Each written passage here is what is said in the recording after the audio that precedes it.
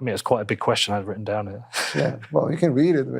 I mean, I almost want to ask you just because I can't even, one, I can't believe I'm here, and I'm just a Bitcoin podcaster from Bedford, but it's really the question a lot of people are asking. Yeah.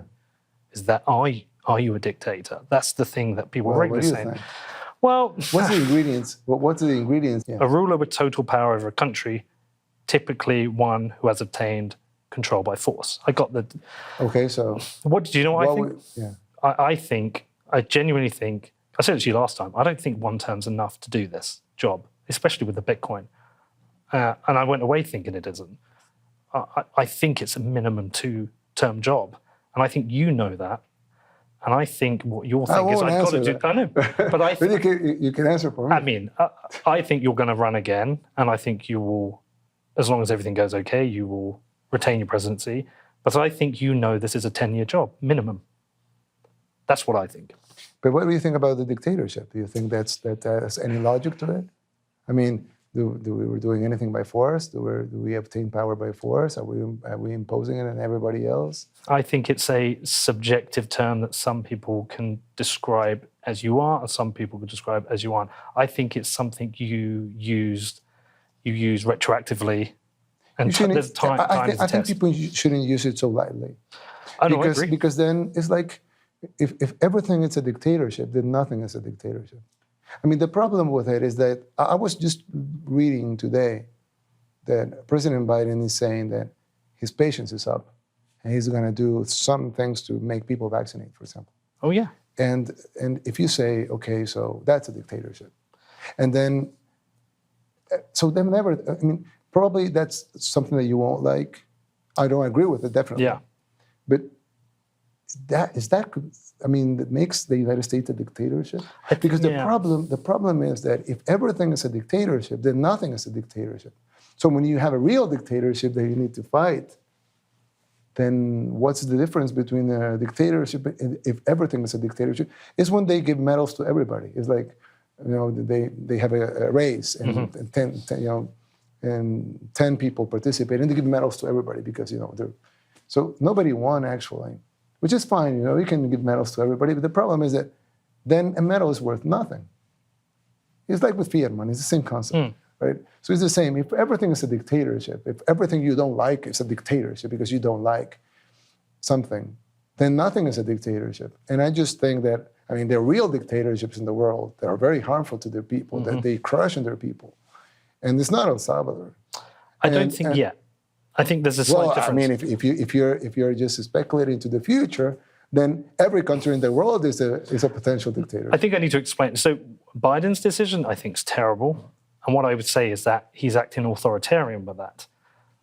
And do I think you're a dictator? No, it's something you apply retrospectively once it's happened. I guess what I'm saying is I wanted to ask you the question, not so much are you going to run again, it's like, what is the plan here? What is the long-term plan? Is it to do a specific job? Or is it one of those things where it's like, you know what, I love the job, I want to stay in it? No, I can't. I'm not going to answer, but I can tell you it's not my plan to just stay in the job. It's not, no. I don't want to do that in my life. It's just too much. It's good, I like it, love it for now, but it's not my plan for it. I read it was wanting to clean life house. is actually very short. I know, man. And it's actually very short. Once you realize that, it's probably one of the few things that, makes me sad about life is that it's too short. So I won't spend everything here. I'm just going to do that. And my wife's not going to let me either. So, out of the question. What? Now, I'm not answering your question. I'm just philosophically talking about staying, huge periods of time in a job. I won't do it. I know. And look, people... Not in this job, and not in any job. If I was, working in a company, I'll probably quit every 5 years or every 4 years. Or, I won't stay there you shouldn't stay in the same job for too much time. It takes away the impulse of, starting something. But there is an opportunity across wider Latin America to help other countries and take a bigger role there. Well, yeah, probably. Yeah, and that could be busy. Yeah, definitely, definitely. But you talked about cleaning house, Yes. and I understand that, and I've spoken to other people. I mean, I'm very, I'll answer any question Yeah. that's not that. Can I tell you why I want to ask this question? Yeah. I've spent time here in El Salvador. A lot of my listeners haven't, and they don't understand what it's like here. Yes. They'll read the headlines, the FUD, Yeah. and they'll make judgments. The one question I wanted more in this area is, what does clean house mean? Well, I mean, we talked about previous presidents. yes. This guy you just mentioned, he confessed about the $300 million corruption. 300 million in a poor country like ours. And the other guy, he fled, and he has Nicaraguan citizenship now. Because the dictatorship in Nicaragua actually gave him the citizenship. Yeah, I know. Yeah. Now they kill you because of your political inclinations. That's a dictatorship. Now he's accused of stealing 351 million. I mean, that's actually what the Attorney General has in proof. He probably stole more. They have proof of 351 million. And the next one, he's also in Nicaragua, 144 million. And that's only the presidents. Then you have ministers, you name it, secretaries, deputies, judges. Today, they arrested the former director of the jails because he diverted, I don't remember the exact figure, but several $1 million to the account of the former Minister of Security. This was today. You could say, oh, because they say that the party that was in power before, they would say, oh, this is political persecution. So what do? We just leave them stay with their money? Because do they have like immunity for what they did because they're going to accuse you of political persecution? I mean, all of your, I would guess most of your viewers are smart people because they're in Bitcoin. Yeah, exactly. So they see a little more ahead. A little more ahead, exactly.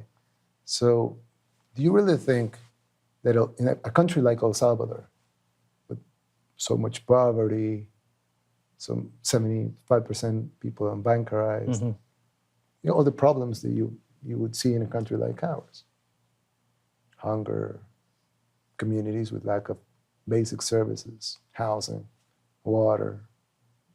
Do you think that we have had honest politicians around? I know you haven't. Exactly. So what should we do with them? Should we investigate them and process them? Or should we say no because, they're political opponents, and if you arrest a political opponent, then you're a dictator. Right. It will be probably a lot easier not to arrest anybody. Yeah. Because, you don't want enemies, and they can cause you harm. I mean, it's not that hard, right? So if we want to fix things here, we have to go after corruption, crime. Of course, we have to build schools and hospitals and fight the pandemic, and more access to technology. We're giving away computers to all the children. We're changing our economic policies. So all of this will bring results. You cannot only do this. You have also fight impunity and corruption. And that will have, that's messy. I mean, you're cleaning your house. That's what cleaning house means. These people have not only stole, but actually killed our people. They have trained criminals. There's pictures, videos of it. I'm just not, there's videos of it, of they're giving mountains of money to criminals in exchange of votes. There are actually, there are videos of them negotiating millions of dollars for the result of an election. There are videos of them and pictures training criminals in our military facilities. And you actually look at gang members, and you know they're gang members because you can see their faces, and they're actually recognized gang members. They're now in jail. And you will see them in the military installations, in the shooting range, practicing with guns, with ammunition paid with taxes. And they're practicing, of course, because that's the silhouette you have to shot in the head, into the heart. And where are they going to apply their new talents? They're going to go out and kill our people. So they did this for a lot of time. There is actually accusations that are in our court system, not right now, before I was president, that they will actually meet the Minister of Security. I don't know what he was doing in the assembly, but he was actually in Parliament, not in the chamber, in the offices, meeting with the gang leaders, authorizing the number of homicides they can do a day, like saying, okay, you can do up to here, so we keep this, whatever. And I mean, they have to. I mean, justice is a thing. You cannot negotiate that. Justice is something that has to be applied, and this is nothing have to do probably with economics, but it's you cannot just let criminals go away. And we're not talking about opposition. We're talking about people that have killed and steal from our from Salvadorans for the last 40 years, and some of them will never pay for their crimes because the criminal system is not way far from perfect. So it's easier to clean house than prosecute. Yes, I mean it's easy to fire somebody than to actually prosecute him and have him go to jail. But it's sad that the justice system will probably spare 90% of them. But it would be very, very unfair to accuse us of making 10% of them pay for what they did. We should actually be doing 100. But we do such a lousy job in the justice system that probably 90% of them will get away with their crimes. So that should be the focus. Like, look, El Salvador is letting all those criminals get away with it. That should be the focus, not El Salvador capture one politician that out of 1,000 that are corrupt and have stolen and killed. I mean, it's just, the focus should be the other way around.